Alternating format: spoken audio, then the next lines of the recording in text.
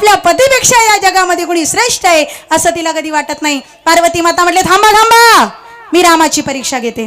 रामाची परीक्षा घेण्यासाठी गेल्या सीतेच्या रूपामध्ये भगवान श्री रामचंद्र प्रभू सीतामाईला रावणाने चोरून नेलेलं होतं।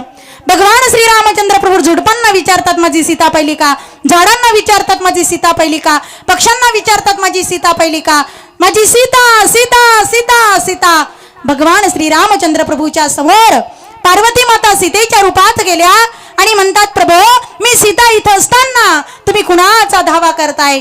भगवान श्री रामचंद्र प्रभू म्हणतात नाही माते, तुम्ही सीता नाही आहात, तुम्ही माझ्या आई आहात आणि आई तुम्ही सती आहात। आई तू सीतेच्या रूपामध्ये इथे का आली, आई तू सीतेच्या रूपामध्ये इथे का आली, तू का आई, तू का आई, आई तू येथे का, आई तू येथे का, तू का आई, तू का आई, तू का आई। असं करत करत तिला नाव ठेवलं तुकाई। ती तुकाई तुळजापूरची, ती तुकाई देवी तिथेच स्थापित झाली।